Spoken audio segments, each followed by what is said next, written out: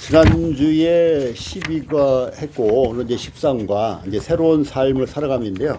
지난주 한 것 중에서 116페이지 116페이지부터 좀 115페이지부터 한 번만 제가 조금만 살펴볼게요. 그냥 너무 빨리 지나가 가지고 책을 읽어오신 분들이 많겠지만 혹시라도 안 읽으신 분이 계실까 봐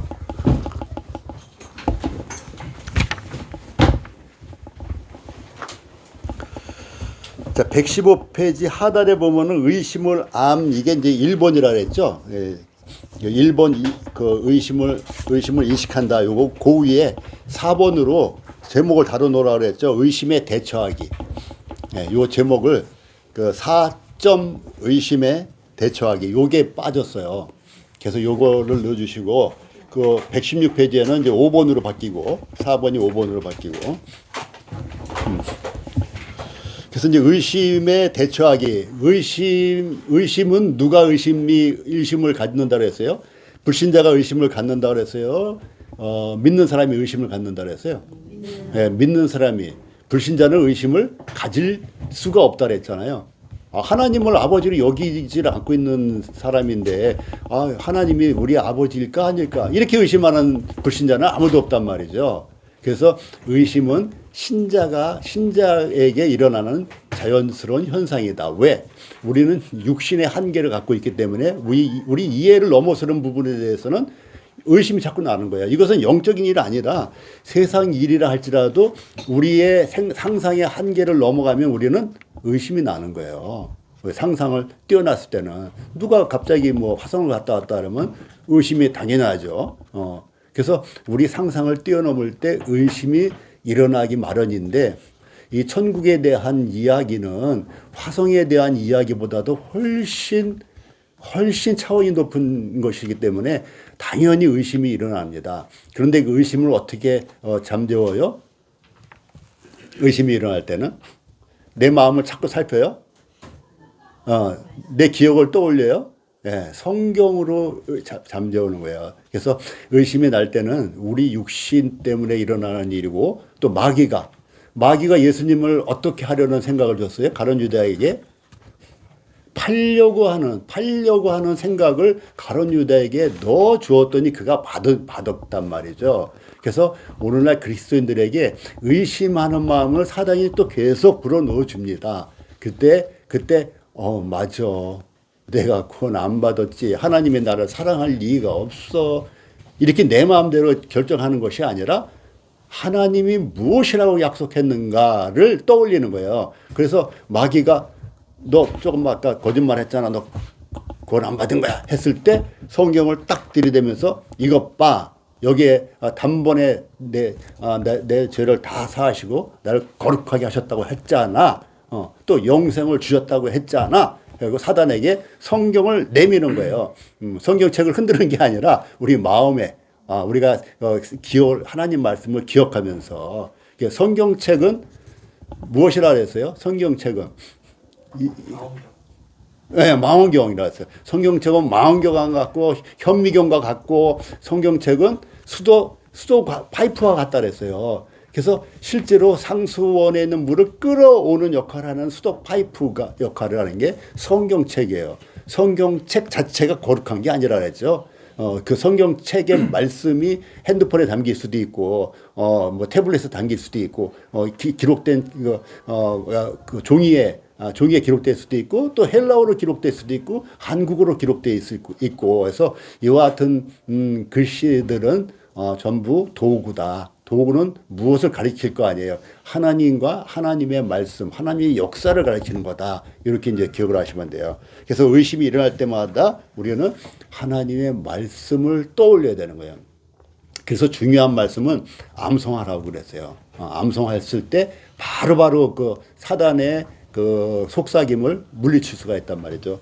성경을 암송하는 것은 대단히 중요하다 이렇게 하고요. 그래서 이제 의심에 대처하기 첫 번째가 의심이 일어나는 것을 인식해야 된다 이거예요. 인식해야 된다. 그래서 내가 옳게 믿고 있는지 뭐 나도 모르겠다 막 이러는 게 아니고 성경으로 돌아가라. 그다음에 두 번째는 116페이지예요. 자신을 점검합니다. 이게 2번으로 고치시면 돼요. 그래서 내가 과연 구원받은 적이 있나? 내가 무슨 어떤 말씀을 구원받았지? 내가 어떤 말씀으로 내가 죄로부터 자유케 됐지? 내가 어떤 말씀으로 천국의 소망을 갖게 됐지? 그 말씀을 다시 상기하는 게 자신을 점검하는 거예요. 정말 내가 그 말씀을 받아들였는가? 이렇게. 자, 그리고 세 번째는 이제 기도하는 거예요. 그때 불안에 막 떨고 그러는 게 아니라 기도하는 거예요. 기도하고 말씀 읽고 기도하고 말씀 읽고 해서 세 번째는 기도를 하는 거예요. 이렇게 해서 5번이 자기 점검의 중요성, 자기 점검을 내가 과연 믿음 안에 있는가 시험하고 어떻게 하라고 그랬어요? 확증하라. 믿음 안에 있는가 의심하고 아닌가요? 이게 아니고 믿음 안에 있는가 시험하고 확증하라. 확증은 내 마음속에서 하라 그랬어요? 확증은 어디서 확증을 얻으라 그랬어요?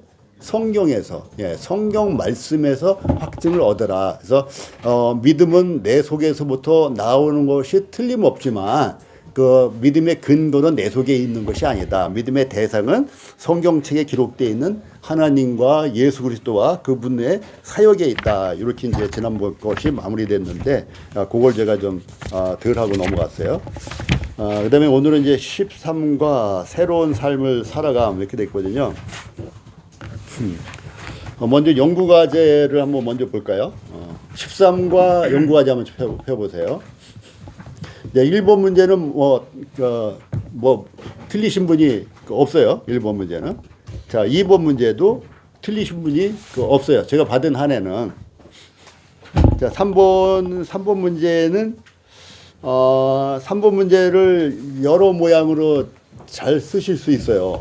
각기 자기가 이해한 대로 쓰도록 하는 연습이기 때문에 3번 고린도전서 6장 19절부터 20절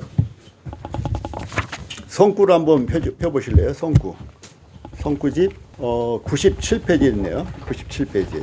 자, 고린도전서 6장 19절 20절 이게 아주 굉장히 중요한 말씀이니까 저기 다 같이 한번 읽어볼까요? 시작. 너희 몸은 너희가 하나님께로부터 받은 바 너희 가운데 계신 성령의 전인 줄을 알지 못하느냐. 너희는 너희 자신의 것이 아니라 값으로 산 것이 되었으니 그런즉 너희 몸으로 하나님께 영광을 돌리라. 자, 이 말씀을 읽으시면은 눈에 어떤 분은 이 단어가 눈에 들어오고 어떤 분은 저 단어가 눈에 들어올 거예요. 정경학자매님은 어느 단어가 눈에 확 들어와요? 저는 값으로 하신 것. 값으로 하신 것. 이거 그냥 처음부터 전곡을 찌르신 것 같은 느낌이 나요. 제가 이게 나중에 나와야지 이 차례대로 따라가는데 처음부터 너무 제가 빨리 잘 나왔어요. 자, 이게 그 19절에 보게 되면은 뭐라고 되어 있어요?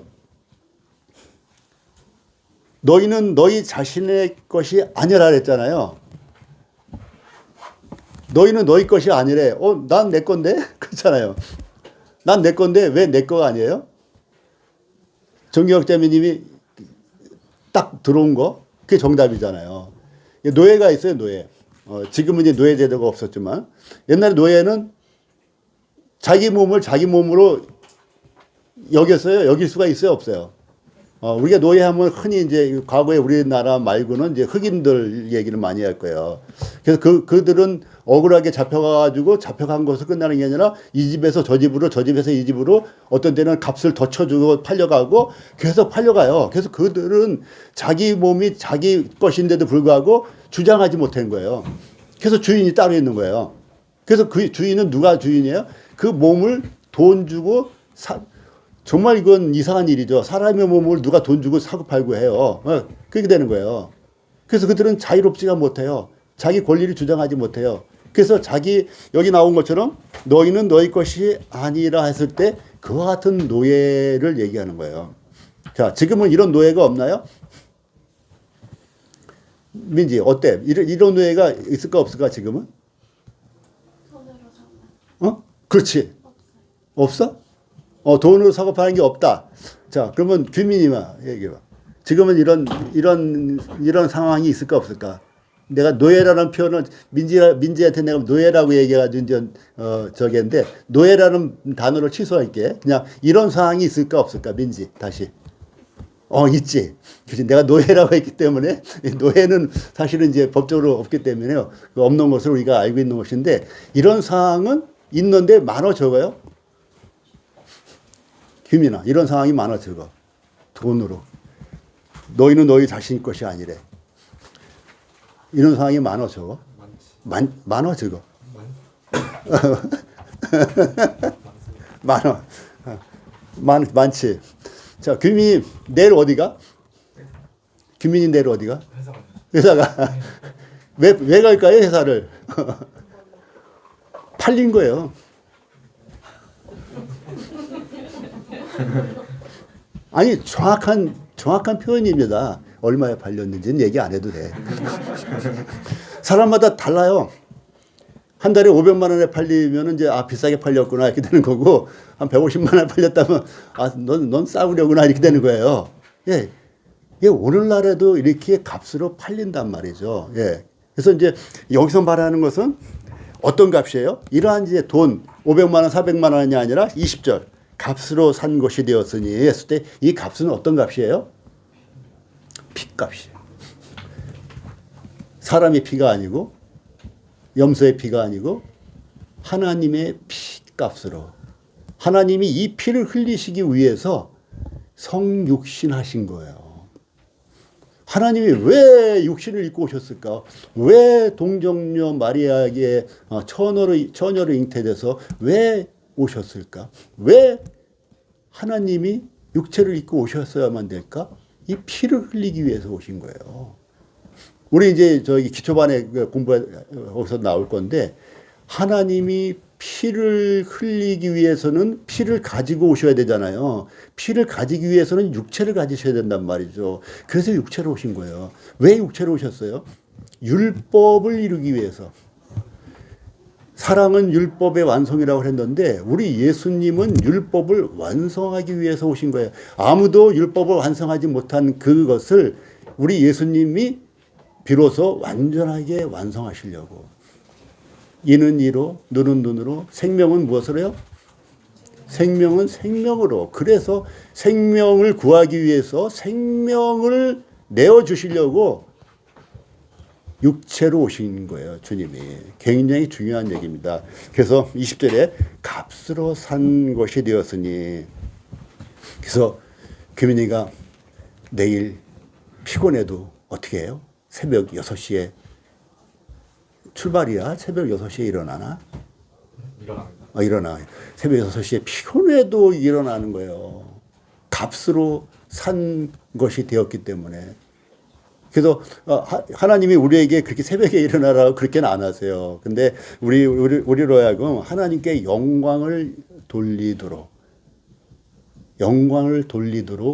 하나님이 우리를 값으로 사셨다고요.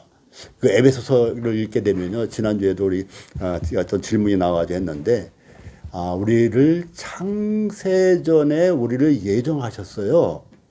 그래서 분명히 예정하신 건 맞는데요. 그리스도 안에서 예정했어요. 이건 어떻게 이해를 하시냐면은 노아의 방주를 지을 것이 예정돼 있었어요. 하나님이 이러저러하고 저러저러하면 이러한 일이 생길 것이고 그럴 경우에는 노아에게 방주를 지어서 사람들을 구하려고 하는 계획이 있으셨단 말이죠. 이게 하나님의 예정이에요. 그래서 노아가 120년 동안 배를 지으면서 사람들에게 무엇을 전했어요? 비를 전했는데 비를 피하는 방법을 전했단 말이죠. 그래서 복음을 전했는데 복음을 받아들이는 사람이 가족 외에는 한 명도 없었던 거예요. 방주를 예비한 것은 예정입니다. 근데 그 예정에 들어가고 안 들어가는 것은 개개인의 선택입니다. 선택. 노아의 가족만 복음을 듣고 선택했어요. 어떻게 보면은 그 혈연 관계 때문에 선택을 했을 수도 있겠죠. 어쨌든 간에 혈연 관계였던 뭐였던 간에 선택을 하고 들어간 사람이 있는가 하면은 나머지 모든 사람들은 안 들어갔어요. 가인의 후예는 이 땅에 지금 있어요, 없어요? 가인의 후예는 한 명도 없어요. 가인의 후손은 한 명도 구원받지 못했기 때문에. 그래서 이와 같이 하나님의 예정과 개인의 선택이 공존하고 있어요. 공존, 동시에. 이 부분을 이해를 못하면요. 계속 그 엑셀로 말하면은 그 자기 오류, 그러니까 계속 자기 순환인가 그 무한 순환인가 뭐 거기에 그 오류에 빠지는 거예요. 엑셀 계산이 안 될 때가 있어요. 어떤 때 링크 해가지고 클릭 해가지고 하면 계산이 딱 돼야 되는데 안 되는 게 있어요. 이게 무한하게 자기 그 속에서 오류가 회전될 경우에 이게 해결이 안 되는 거예요. 그래서 하나님의 예정과 인간의 자유 선택 이것이 공존하고 있다는 사실을 이해 못하면은 예정만 있다든지 선택만 있다든지 이렇게 되면은 성경을 이해하기는데 상당히 방해가 되는 거예요. 자, 그래서 이게 몇 번이었죠? 3번. 3번에서 중요한 것은 피로 사신 것. 그래서 내 몸은 내 것이 아니다는 것. 우리가 결혼하게 되면은 남편은 아내에게 속하게 되고 아내는 남편에게 속하게 돼요. 또 자녀를 낳으면은 부모는 자녀에게 속하게 돼요. 그래서 자녀들이 그 불평하죠. 엄마, 아빠, 나는 왜 이게 자유가 없어? 그러면 엄마, 아빠가 뭐라고 그래요? 엄마, 아빠, 나는 이렇게 간섭을 많이 하고 왜 자유가 없어? 자녀들이 그렇게 얘기할 때 엄마, 아빠는 뭐라고 그래요? 엄마, 아빠는 너보다 더 자유가 없어. 우리 집사람이 제주도 한번 못 갔어요. 아이들 학교 갔다 오면 밥 해줘야 돼요. 학원 갔다 오면 밥 해줘야 돼요. 하루도 집을 못 비웠어요. 자유가 없어요, 자유가. 자녀들은 어디 그 학교에서 수학여행 간다면 다 가잖아요. 엄마 아빠는 못 가요. 아이들이 집에서 떠나 어디 있기 전까지는 자유가 없어요. 그래서 아이들이 자유가 없는 게 아니라 부모가 더 자유가 없는 거예요. 자, 4번 그렇게 넘어가고 5번 문제 봐봐요. 5번을 그 틀린 분들이 몇 분 돼요? 5번 문제를. 자, 1번은 다 이제 그 5번에 1번은 다 그 예스 해요. 동그라미 해요. 또 우리는 죄를 지어야 된다. X 해요. 근데 3번 문제에서 한 번 구원은 영원한 구원이기 때문에 죄를 짓든 안 짓든 아무런 차이가 없다. 이게 두 가지 측면이 있어요. 구원과 관련될 때는 차이가 없어요. 그래서 이게 좀 질문이 이런 질문은 참 어려운 질문이라고 보는 거예요. 이제 어떤 조건이 더 세분화됨에 따라서 답이 달라질 수도 있는 경향이 있는데 이 문제가 바로 그렇더라고요.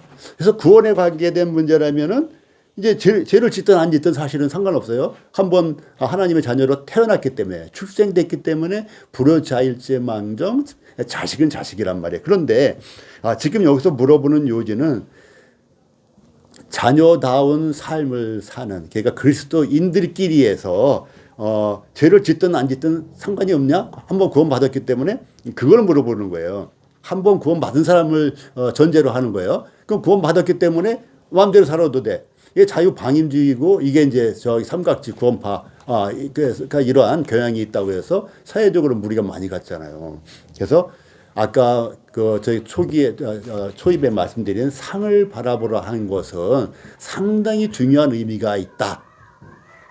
이 답을 제대로 이해하기 위해서는 상을 바라보는 것이 중요하다. 그럼 해결이 돼요. 어떤 상을 받느냐에 상의 등급의 차이가 생긴다고요. 그리고 징계를 받느냐 안 받느냐, 징계를 세게 받느냐 약하게 받느냐 이런 차이가 있는 거예요. 그래서 죄를 크게 지면은 징계도 크게 받을 수가 있고 또 선한 행위를 많이 하면은 큰 상을 받게 돼 있는 거기 때문에 차이가 없다가 아니라 차이가 있다 이렇게 돼야 되는데 요거 이제 차이가 없다라고 그 오를 한 이런 분들이 있어요. 그래서 한 번 더 그 생각을 바꿔서 해보시고 4번은 다 맞추셨고 그 5번에 4번도 다 맞추셨고 그 다음에 뒤로 넘어가 보면은,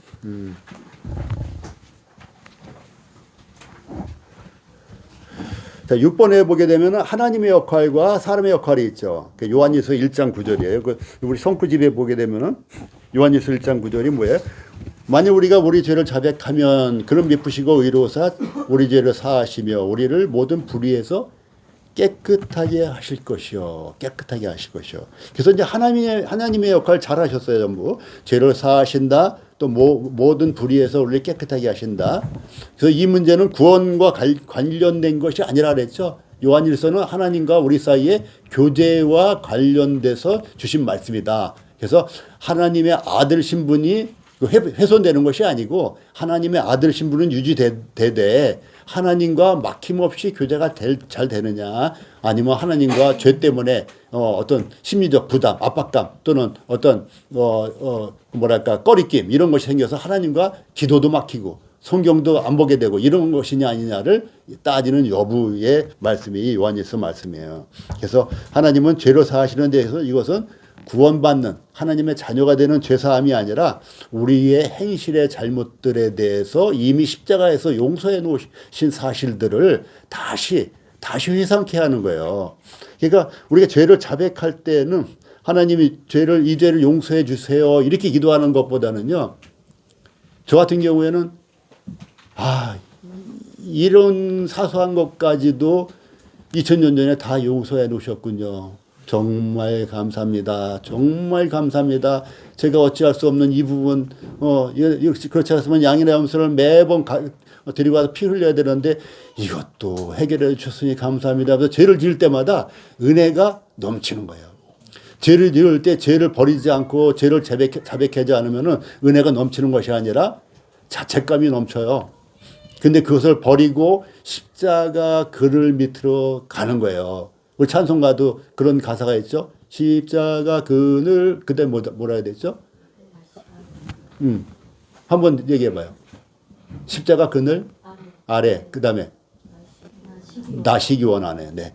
십자가 그늘 아래 나시기 원하네. 그것은 십자가의 사역을 회상하는 거예요. 기억하는 거예요. 다시 그 효력으로 들어가는 거예요.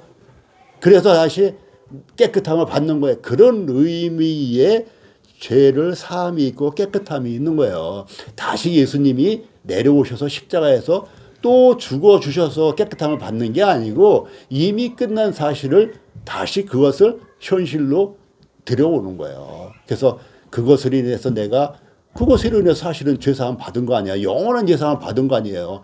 미리미리 내일 거 모레 거 10년 후 거까지 다 가불해서 죄사함 받은 그 사실을 다시 떠올리고 하나님 감사합니다 하면서 하나님 품에 턱 안기면 하나님이 얼씨구나 하면서 안아주는 거예요. 우리가 우리 자녀들에게 그렇게 하는 거죠. 우리 자녀들한테 그렇게 많이 하잖아요. 우리 자녀들이 계속 죄책감에 시달리면서 엄마 아빠를 슬슬 피해 다녀봐요. 정경학 자매님 어떨까요? 우리 규민이가 싹 엄마 아빠를 피해. 나 엄마한테 죄 져가지고 그 자매님 억장이 무너지죠. 가슴 아픈 일이에요. 근데 규민이가 탈탈 털고 엄마 아빠 용서해줬으니까 내가 마음 놓고 엄마 아빠한테 안겨줘. 그러면 아주 엄마 아빠는 해피한 거지. 하나님의 마음이 이제 그렇다 이런 거야. 그리고 이제 사람의 역할이 있어요. 이 사람의 역할은 이거를 아주 잘 쓴 우리 자매님이 있어서 제가 베리굿을 줬는데 성경대로 말하면 그냥 죄를 자백하며요. 근데 죄를 자백하고 버림을 써놓은 자매님이 있더라고요. 거기 물론 요한일서에는 나오지 않은 거지만 다른 성경에는 나와요. 그래서 그걸 딱 써놔가지고 제가 아주 이게 좀 나도 배워야 되겠구나 해서 죄를 자백하고 끝나는 게 아니라 죄를 자백하고 버리는 거예요. 오늘 우리 교회에서도 불미스러운 일이 일어나서 불미스러운 이런 처리가 됐잖아요. 그것은 죄를 자복하고 버렸으면 되는데 버리지 않았기 때문에 거예요. 자복도 안 하고 버리지도 않고 그랬을 경우에 그런 일이 생길 수 있는 것이다. 그래서 이것은 큰 일이든 작은 일이든 마찬가지고 그래서 이런 식으로 여기까지만 좀 연습 문제 보고요. 그 다음에 오늘 이제 13과 교제를 한번 제목 정도만 제가 읽어보고 나머지 성구를 좀 볼게요.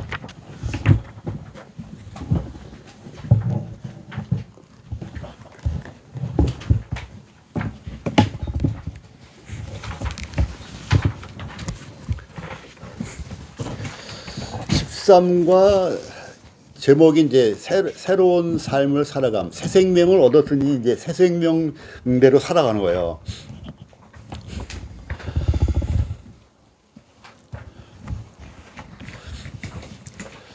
자, 처음에 언급된 말씀이 뭐예요? 요한복음 10장 10절이 생명을 얻게 하고, 이것은 이제 뭐예요? 이제 구원받고 침례받은 사람에 해당되는 것들이에요. 그래서 침례는 안 받았지만 구원받았으면 마찬가지예요. 상관없어요. 침례는 예식이에요. 그래서 예식이기 때문에 침례를 안 받았다 할지라도 영생을 얻은 사람이라면은 하나님의 자녀가 틀림없고, 실질적으로는 우리가 떡과 잔에 참여할 수 있는 자격이 되는 거예요. 그런데 이제 교회마다 누가 진짜 구원받은지 아닌지 분별을 잘 할 수가 없기 때문에 그 편의상 그 침례에 순종한 사람으로 그걸 가리는 거예요. 근데 이제 성경적으로 말하면은 침례와 상관없이 하나님의 자녀가 된 사람들은 다 하나님께 경배하고 예배드리고 만찬에 참여할 수 있는 권리와 또 그렇게 해야만 되는 의무가 동시에 주어져요. 근데 그것을 공적으로 이제 큰 교회일수록 확인하기가 좀 어렵기 때문에 그런 방법을 하는 거고, 여기서 요한복음 10장 10절에 보면 생명을 얻었어요. 근데 여기서 끝이 아니라고요. 생명을 얻었으면 우리가 거기서 끝이면은 아무것도 더 진보를 이룰 이유가 없어요. 생명 얻었으면 그냥 옛날처럼 똑같이 살면 되는 거예요. 근데 더 어떻게 한다고요? 더 풍성히 얻게 하려는 것이라. 이것은 이제 그 고기도 먹어본 사람이 먹는다고 먹어본 사람만이 아는 거예요. 맛본 사람만이 아는 거예요. 여행도 여행 가본 사람만이 아는 것이고, 게임도 또 게임 해본 사람만이 그 재미를 아는 것처럼 이 더 풍성이는 풍성함을 누려본 사람만이 이제 아는 것이에요. 근데 저 같은 경우에 이제 예전에는 이런 상황을 몰랐기 때문에 구원받기를 자꾸 거절했던 거야. 미뤘던 거야. 이 풍성한 삶은 몰랐기 때문에, 맛을 안 봤기 때문에. 그래서 구원받고 생명을 얻는 것이 중요한 것이 아니라 더 풍성히 얻게 하려고 주님이 오신 것이다. 그래서 새로운 삶을 살아가는 것은 풍성한 삶을 살 수도 있고 아주 쫄쫄이 가난하게 살 수도 있어요. 우리가 물질적으로라도 가난하게 사는 것과 풍요롭게 사는 것과 어떤 걸 더 사모해요? 뭐 말 하나마나 풍요롭게 살고 싶잖아요. 아브라함처럼 솔로몬처럼까지는 아니더라도 어쨌든 그냥 남한테 밥은 좀 정말 밥 사는 거는 내가 그냥 큰 어려움 없이 그냥 푹푹 살 수 있을 정도는 되기를 원하잖아요. 밥을 사야 되는데 이거 막 오그라들고 막 어려우면 그렇게 되거든요. 그래서 풍부한 삶을 살기 원하는데 이것은 물질적으로뿐만 아니라 영적으로도. 그래서 영적으로 풍부한 사람이 이제 주변에 그 풍성함을 나눠줄 수가 있는 것이죠. 그 다음에 이제 요한복음 7장 38절이 나오잖아요. 자, 나를 믿는 자는 성경의 이름과 같이 그 배에서 생수의 강이 흘러나오리니. 누가 하신 말씀이에요? 딱 보니까 예수님이 하신 말씀이잖아요. 이 말씀을 왜 하셨을까요? 요한복음 7장 38절에서. 왜 갑자기 생수의 강을 얘기하셨을까요? 요한복음 4장에서 우물가에 나온 여인에게 생수에 대해서 말씀해 주셨어요. 예수님이 갑자기 느닷없이 말씀하시는 경우가 별로 없어요. 항상 연관돼서 말씀하신단 말이죠. 왜 생수를 말씀하셨을까요? 이 요한복음 7장 보게 되면 전으로 보게 되면 명절인데 명절 끝날 그랬어요. 이 명절은 초막절이에요. 초막절. 초막절은 왜 끝날이라 하겠냐면 7일 동안에 행해지는 명절이고 8일이 클라이막스예요. 그래서 7일도 알고 있는 이러한 유대인들도 있고 8일 마지막 날까지 8일로 알고 있는 분들도 있기 때문에 이 명절 끝날에면 7일째 아니면 8일째인데 이 초막절에서 여러 가지 행사를 해요. 하는데 그 중에 하나가 실로암 못에서 물을 길어다가 성소에다 갖다 붓는 이런 행사를 한다. 매일 같이. 누가? 제사장이. 그래서 물을 길어다가 성전에 넣고 물을 길어다가 성전에 넣고 이것을 매일 반복한단 말이죠. 물을 길어다가 어디다가 넣어요? 성전, 성소에다가 물을 기르다가 성소, 물을 기르다가 성소. 아까 우리가 읽은 말씀이 뭐예요? 고린도서 6장이 너희 몸이 성령의 전인 줄을 알지 못하느냐. 물을 기르다가 초막절 때. 초막절이 7월, 유대인으로 그러면 7월 15일부터 21일까지예요. 근데 물을 기르다가 성전으로 놓고, 또 물을 기르다가 성전으로 놓고, 물을 기르다가 성전으로 놓고. 그런데 그 명절 끝날 예수님이 갑자기 나를 믿는 자는 성경의 이름같이 그 배에서 생수의 강이 난다는 거예요. 물을 기르다가 성전에 놓고 그러는데 예수님이 갑자기 생수의 강이 흘러 나오리라. 그 배에서. 그 배는 우리 사람의 가장 깊숙한 것을 의미한다고 보는 거예요. 그래서 우리 영혼이라고요. 우리 영혼에.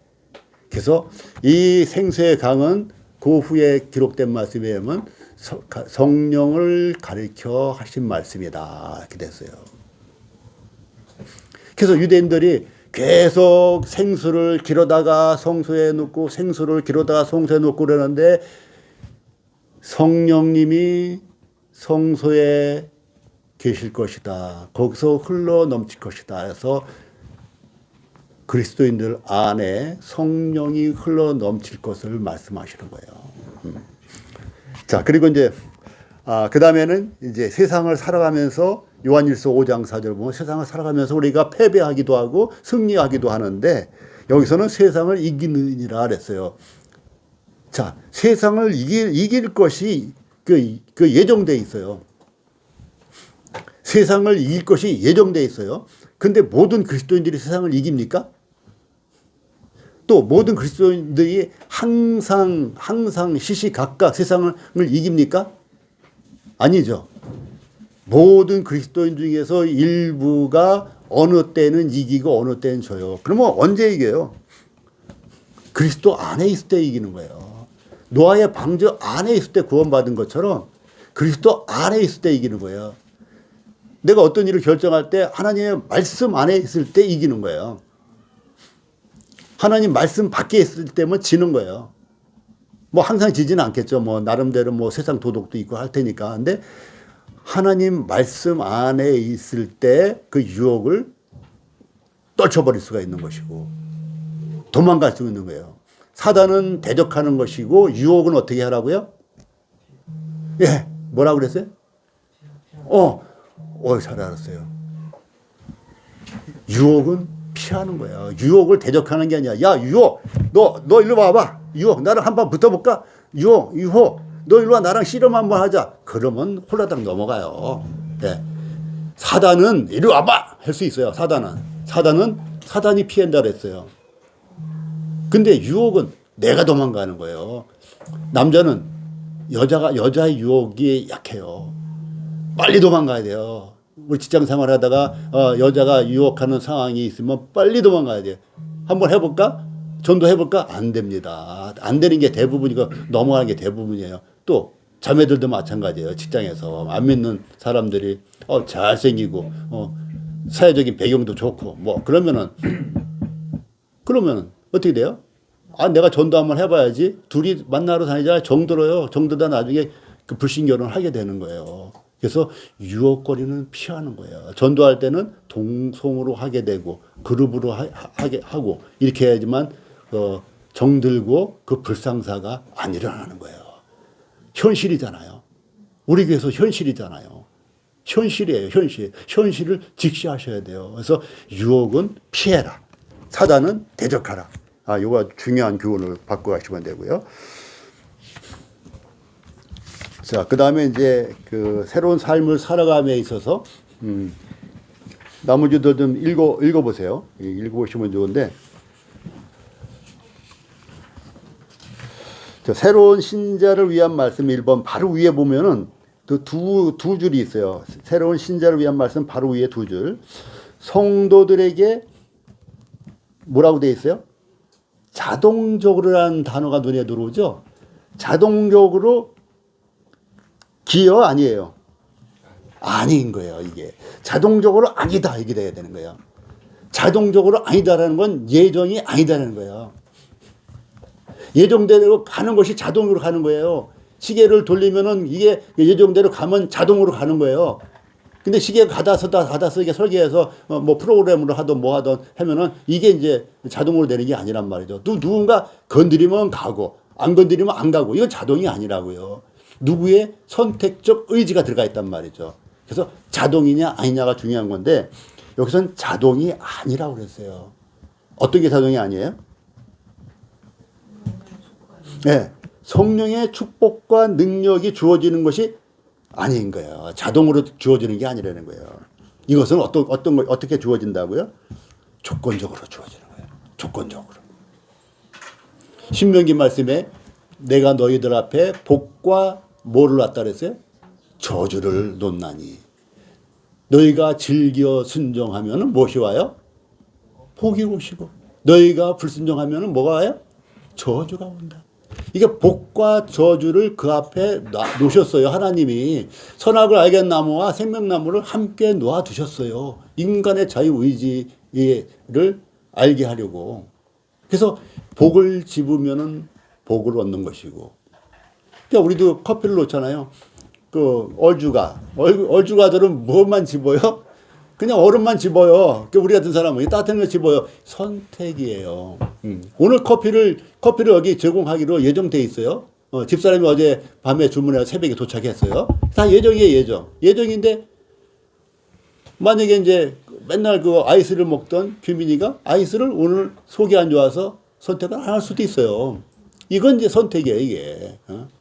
예정은 커피를 준다는 게 예정이고 커피를 아이스를 먹던 이걸 먹던 또 오늘 속이 안 좋아서 안 먹을 수도 있어요. 이 선택이란 말이에요. 그래서 여기서 그러한 삶은 조건적이다. 여기서는 선택적이다.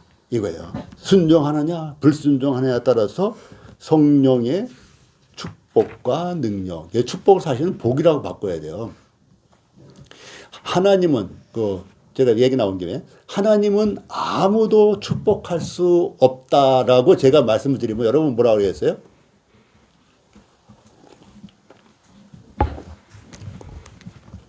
경선자매님, 하나님은 아무도 축복할 수 없습니다. 제가 이렇게 말한다면 저보고 이단 기래겠어요? 네. 그렇지. 자, 정경학자매님. 왜 그래요? 자, 누가 대답할 사람이 있을까요? 왜 내가 이 질문을 했는지?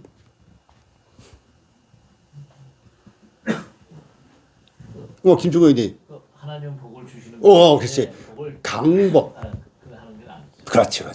하나님은 복을 주시는 분이지 하나님보다 더 높은 존재가 없기 때문에 누구에게 빌 수가 없다 그랬어요. 누구에게 요청을 할 대상이 없어요. 하나님은 주시는 분이에요. 축복은 비는 거예요. 이게 이제 여기 순복음교회에서 계속 그 아무개 목사님이 축복. 그 바람에 아주 거기 교인이 엄청 늘어났죠. 삼중 축복 아주 축복. 그게 얼마나 듣기 좋아요. 축복. 그 단어는 잘못 쓴 거다. 축자는 빌 축자예요. 무엇을 빌어요? 복을 비는 거예요. 제가 김충근 형제님을 축복할 수 있어요. 왜? 저에게는 빌 대상이 있어요. 아버지 하나님, 우리 김충근 형제님 건강을 더 왕성하게 해서 많은 사람을 섬기게 해주세요. 빌 수가 있어요. 이게 빌어주는 거예요. 아멘. 오케이. 그렇죠. 이게 성도 섬기는 걸 좋아하시니까. 그래서 제가 축복할 수 있어요. 또 예수 그리스도께서 이 땅에 계시는 동안에 제자들을 축복하실 수 있어요. 아버지한테. 근데 아버지 하나님은 빌 대상이 없어요. 본인이 주시는 분이기 때문에. 그래서 제가 여기 축복이라는 단어가 잘못 쓰여진 거다. 그래서 복을 주시는 거야. 강복이라고 이제 한자어로는 그렇게 하기도 하고. 그래서 은혜를 내려주신다. 이렇게 해야 되는데 지금 이게 축복이 너무 굳어가지고 그냥 복 주는 거 이것을 축복이라고 하는데 이제 그렇지는 않다는 얘기예요. 자, 그리고 이제 1번 새로운 신자를 위한 말씀. 제가 큰 글씨만 좀 읽고 넘어갈게요. 1번 새로운 신자를 위한 말씀 했는데 큰 글씨 1번에 뭐라고 되어 있어요? 예, 주로 시인하라. 이거나 직장 생활할 때 특히나 우리 젊은 청년 형제자매들이 아주 중요한 부분이에요. 나이 드는 사람도 마찬가지긴 한데 젊은 청년들이 유혹이 더 많이 받을 만한 기회가 있고 넘어가기 쉽거든요. 그래서 예수님을 군대에서도 마찬가지. 예수님을 공개적으로 시인을 해놔야 돼요. 어떤 집단에 들어가면은 기회가 주어질 그때를 놓치지 말고 바로 나는 그리스도 예수께 속한 사람입니다. 나는 거듭난 사람입니다. 또는 나는 그냥 최소한 세상 사람들이 알아듣기 좋은 것은 저는 교회 다닙니다. 하면 그냥 세상 사람들이 알아들어요. 그 명절 때 가족들이 만나서 추석 때나 설날 제사 드리잖아요. 그럼 저는 교회 다닙니다 하면 어른들이 알아들어요. 옛날에는 핍박이 많았어요. 야, 그 제사 안 하고 뭐 하고 했는데 지금은 인식이 확 바뀌었어요. 교회 다닌다라면 교회 다니는 사람은 절 안 하는 거. 그래가지고 교회 다닌다면 너 교회 다니니까 하지 마. 어른들이 먼저 그래. 요즘은 많이 깨어가지고. 우리나라 기독교 문화가 많이 퍼졌기 때문에. 근데 옛날에는 안 그랬어요. 저놈 말에 저놈 조상도 몰라보고 핍박이 말도 못했어요. 그래서 일단 어느 집단에 가든지 예수님을 시인해 두면은 편해요. 편해. 아주 편해요. 그냥 연애를 시켜주니까. 근데 그거를 숨겨가지고 부끄러워하게 되면 계속 무엇인가를 권하고 죄를 권하게, 주로 죄를 권하게 되죠. 근데 쟤한테는 그거 시키지 마. 쟤는 그 양심이 저기에 있는 사람이기 때문에 그런 거 해보면 힘들어해. 그러니까 쟤한테는 그거 시키지 마. 술이 아니야 할지라도. 그래서 그걸 미리 선언해 놓는 거예요. 저는 예수 그리스도를 주로 믿은 사람입니다. 이거 어렵잖아요. 그게 어려우면 저 교회 다닙니다. 이렇게 얘기하면 아주 쉬워요. 좀 더 물어보는 사람이 있으면 이제 얘기하고. 그래서 예수 그리스도를 많은 사람들 앞에서 시인하는 것은 이 새로운 삶을 살아가는데 굉장히 중요한 발판이 된다. 이렇게 되면요. 남자에게 여자가 유혹도 덜하고요. 여자에게 남자도 유혹을 덜 해요. 저 사람은 보통 사람이 아니야. 그래서 쉽게 접근 안 하려고 하는 게 있고 경건하게 대하는 경향이 있어요. 실제로 그래요, 이것이. 요즘에 하도 뭐 가짜들이 막 그 이상한 짓들을 해가지고 저 옛날같이 막 그 가치는 좀 떨어지긴 했지만 그래도 여전히 세상에 있는 사람들과는 다르게 보니까 이렇게 선언을 해내는 게 좋다. 그리고 2번은 뭐예요? 나쁜 습관과 좋지 않은 관계를 끊어라. 이 관계가요. 처음부터 좋지 않은 관계에 깊숙이 들어가는 게 아니에요. 처음에는 어떻게 들어가요? 반발 들어가요. 반발 들어갔으니까 언제든 뺄 수가 있어요. 그렇죠? 반발 들어가 뺐다. 반발 뺐다. 나중에 한 발 들어가. 좀 빼기 괜찮아. 2발 들어가니까 점점 빼기가 좀 힘들어져. 10발째 들어가니까 나중엔 못 나오는 경향이 되는 거예요. 그래서 처음에는 반발로 시작된다. 반발 자국으로. 그래서 이 반발 자국을 조심해라. 반발 자국. 그래서 결혼 대상자를 만날 때도 항상 결혼을 조건으로 푹 들어가지 말고 멀리서 바라봐라. 멀리서 바라보는 거예요. 멀리서 바라보다가 나와 성향이나 성격이나 여러 가지 면이 어느 정도 다른 사람들에 비해서 이 상대가 더 맞을 것 같다 했을 때 조금 더 들어가고 결혼 대상자를 선택할 때도요. 그런 거예요. 그래서 한 발 한 발 조금씩 들어가는 게 좋지. 확 정이 들면은요. 나중에 분별을 해도 빠져나오지 못해요. 자기 성향과 안 맞아도. 그래서 여러 가지 좋지 않은 관계를 끊으라. 이것은 이제 실제로 이제 사회생활 할 때 많이 좀 어려움이 있을 수 있는 것들이에요. 그다음에 세 번째는 함께 만나야 돼요. 누구랑? 성숙한 그리스도인들과. 그래서 친구도 성숙한 친구를 만나느냐, 성숙하지 않은 친구를 만나느냐에 따라 다르죠. 이 친구가 같은 그리스도인이라 할지라도 나보다 더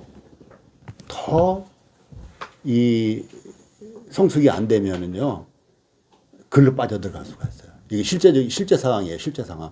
옛날에 어느 경우에 안 믿는 사람과 결혼을 해야 되냐 말아야 되느냐 이러한 고민을 하고 있는 어떤 청년이 있었는데 해도 돼. 옆에서 친구가 해도 돼. 아무게 봐봐.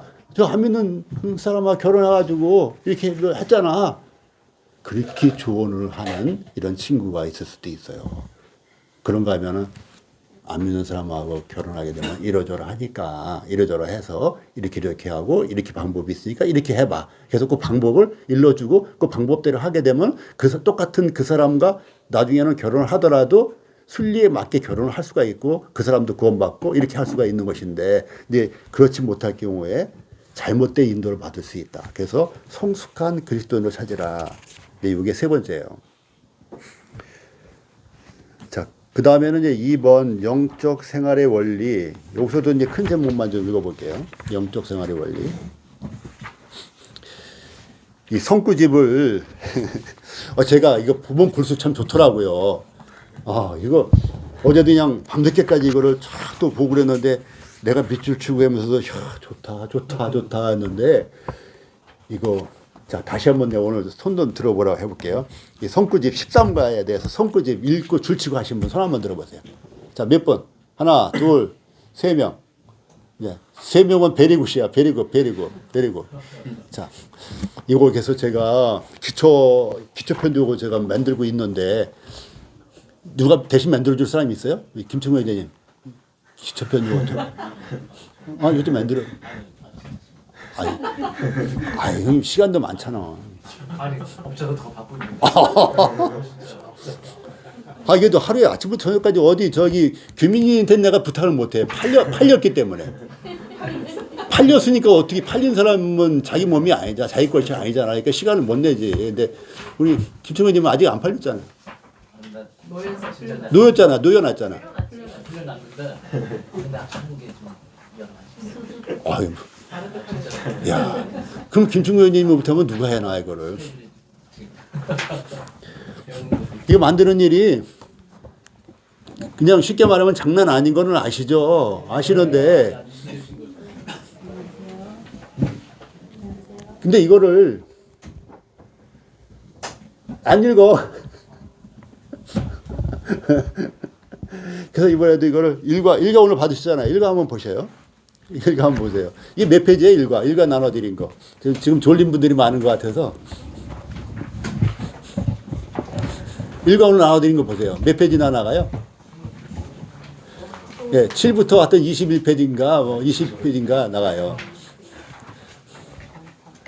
정기학 자매님, 다음과 2과는 자매님이 좀 해다 주실래요? 3과는 저기 경선 자매님이 해다 주시고. 저는 숨 쉴 시간도 없어요. 저는 능력이 안 돼요. 죄송한데 방학에 숨 쉴 시간 되면. 읽고 밑줄은 치실 수 있죠? 그럼요. 그래요. 그거 그 답을 들으려고 제가 김충구 형제님 압박하고 한 거예요. 뭐 김충구 형제님이 그 바쁘신데 해오실 수 있겠어요. 그래서 이게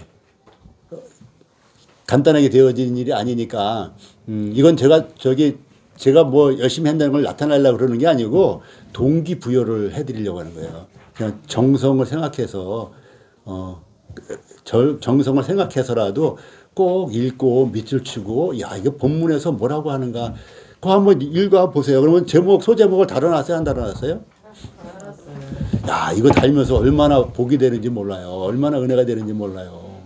어떤 거는요, 이게 성경, 교재 저자보다도 더 제가 잘 다루는 것 같아. 그래서, 이 말씀을 왜 여기다 언급했지? 막 이런 것도 있거든요. 그래서 그런 것들 이제 제목을 제가 좀 약간 바꾸기도 했는데, 참 재미있어요. 재미있고 살과 피가 돼요. 여러분들이 2과부터는 제가 이거 소제목을 안 달아드릴 거예요. 공간은 그대로 있을 거니까 여러분들이 소제목도 한번 달아보시고 그러면서 어떤 마음으로 하냐 다음에 내가 전도할 때거나 아니면 소그룹을 인도할 때 이런 방법으로 해야 되겠다라는 것을 염두에 두시면서 하라고요. 자, 이제 졸음이 달아나셨을 테니까 다시 2번 영적 생활의 원리. 여기서 진깁승 형제님이 이렇게 제목을 달아놓으셨는데 제목을 달아놓게 된 그 근거가 뭐라 그랬어요? 하나님의 말씀이라고 했잖아요. 그래서 그 하나님의 말씀이 어디에 다 뽑아놨어요? 성구집에 다 뽑아놓은 거예요. 여기선 성구만 표시해놨잖아요. 그 성구집에다가 일목요연하게 한 번에 쫙 보라고 뽑아놨잖아요.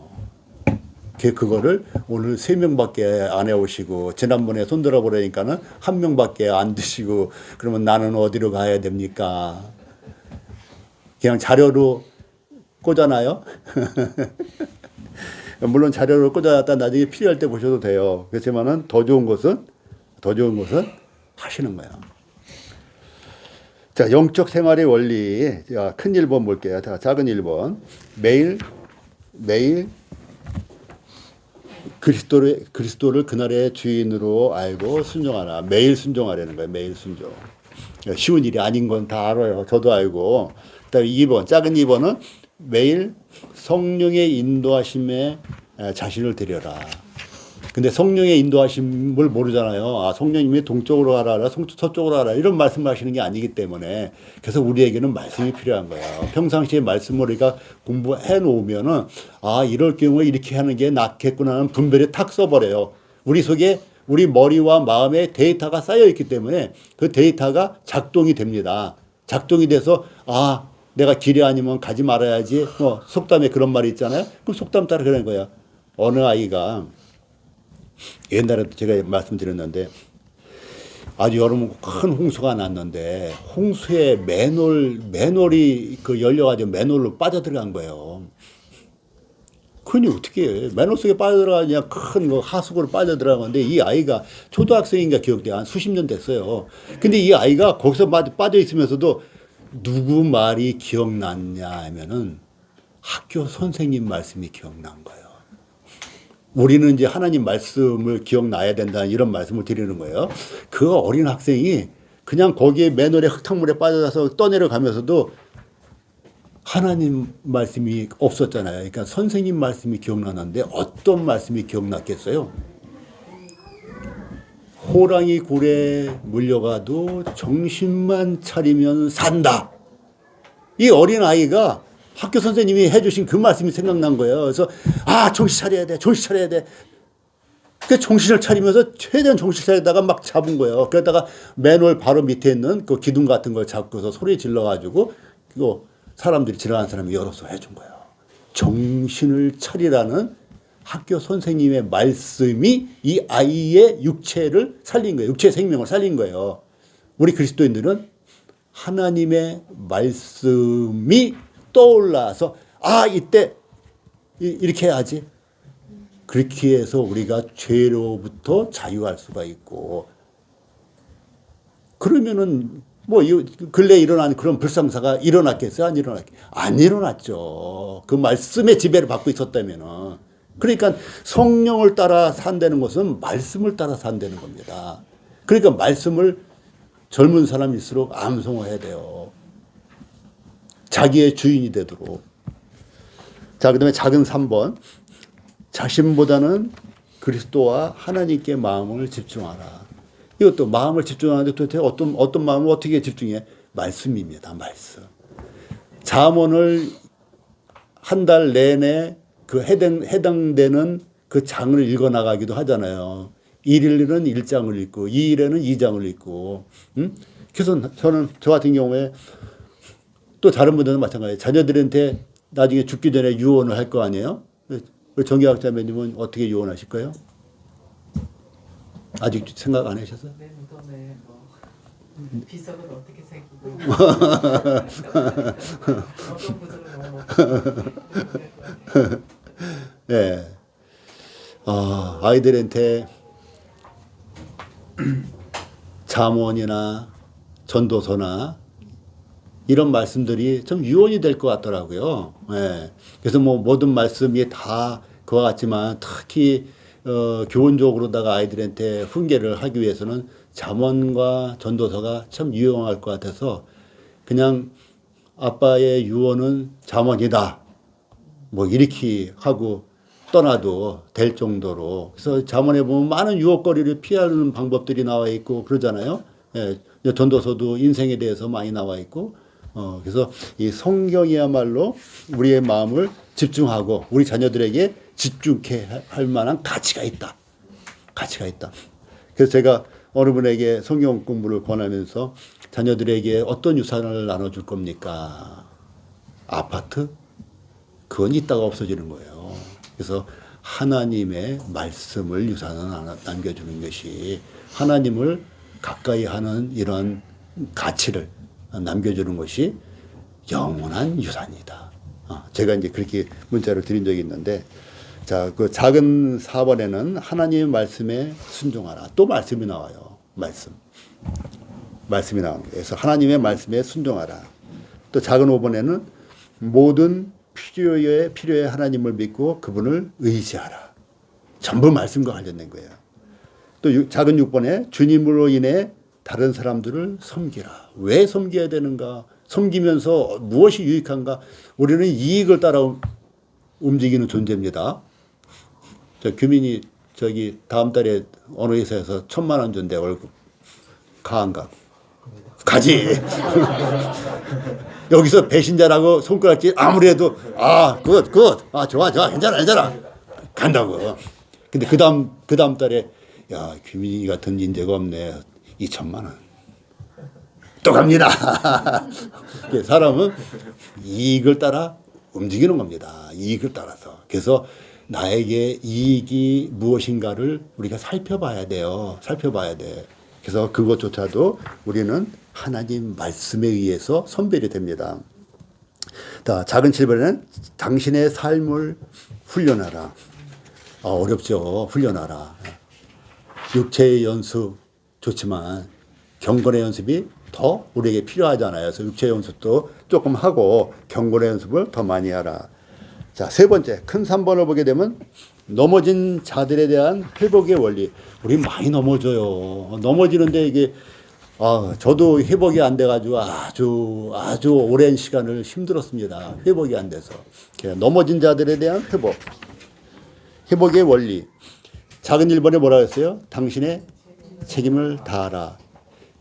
여기 왜 당신의 책임을 다하라는 나눠드린 성구에 자세하게 나와 있으니까 저기 집에 가셔서 이 성구를 자, 읽어보실 거예요? 안 읽어보실 거예요?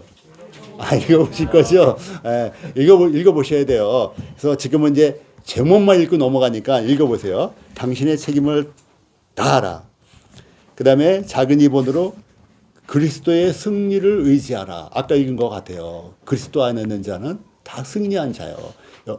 이것은 결론적으로 승리를 따놓은 당상이에요. 근데 그 안에 들어가냐 안 들어가냐는 나의 선택에 있는 거예요.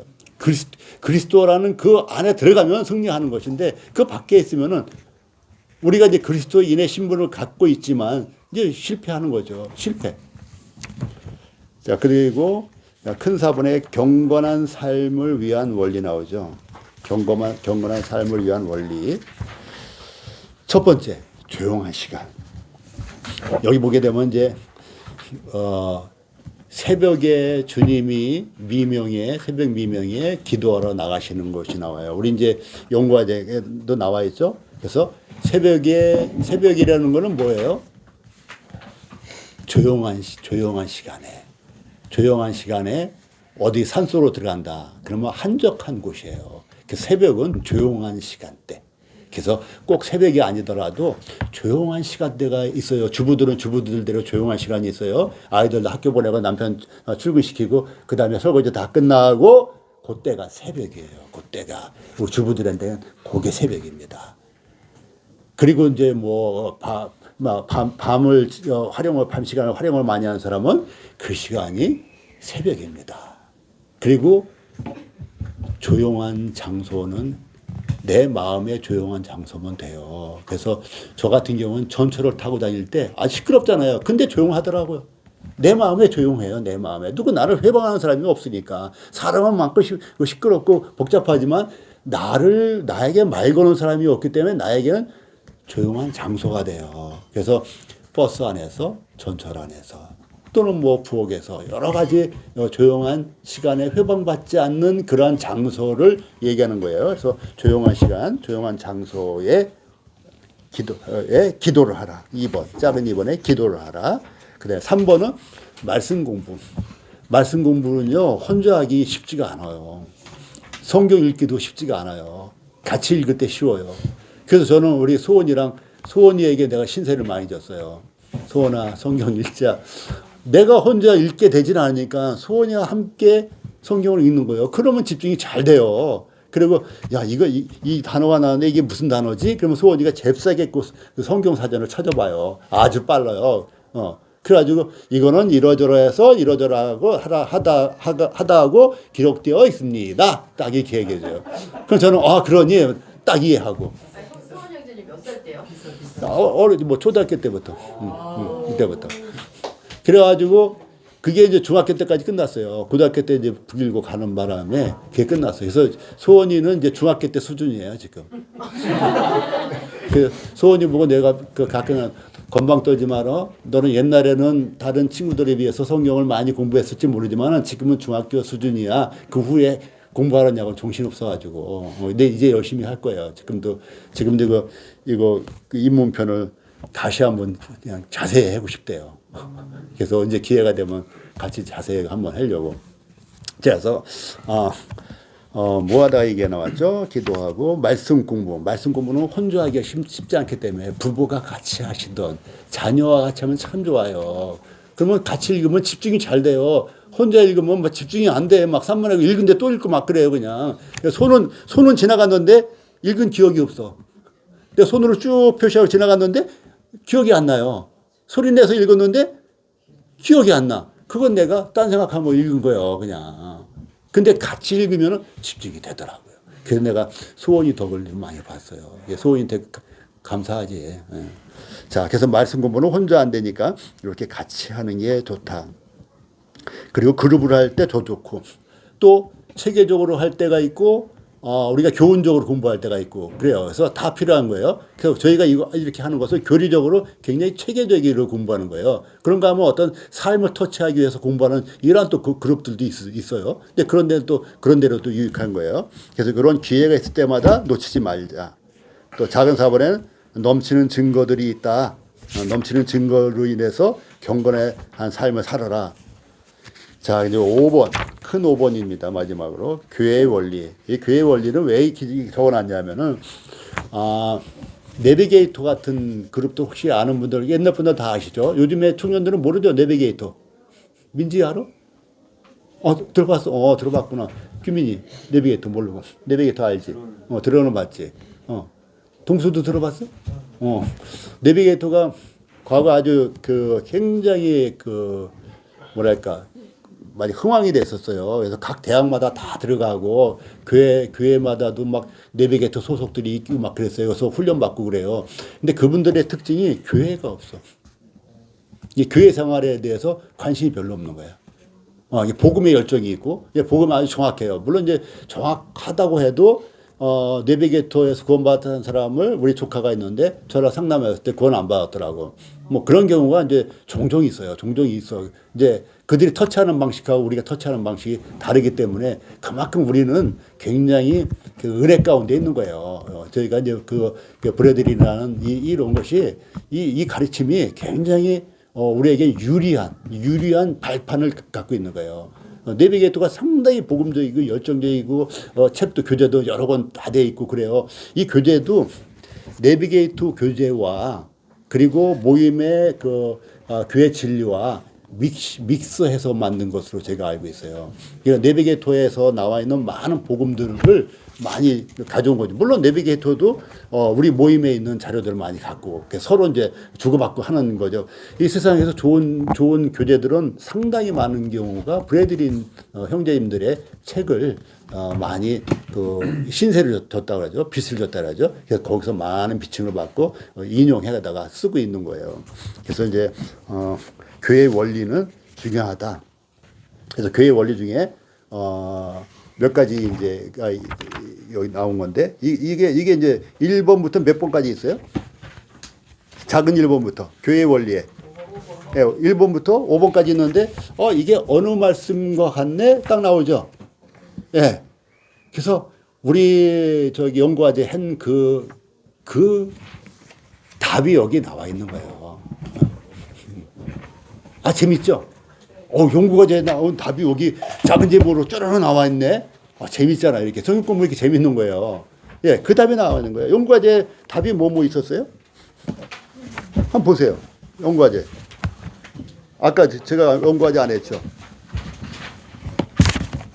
몇 번 문제예요? 8번 문제의 답이 뭐예요? 첫 번째. 그 다음에 교재. 그 다음에 떡을댐. 그 다음에 기도. 침례, 가르침, 교재, 떡을댐, 기도가 여기에 5가지 소제목으로 쭈르륵 나온 겁니다. 여기에 교회를 이루고 있는 근본들이에요. 그래서 사도행전부터 시작된 이 내용들이니까 여기에 관련된 것들은 쭉 집에 가셔서 복습을 하시고, 그리고 이제 필요하면은 이 동영상 또 올려놓을 테니까 동영상도 반복해서 들으시고 이렇게 하기 바랍니다. 혹시 질문 있으세요?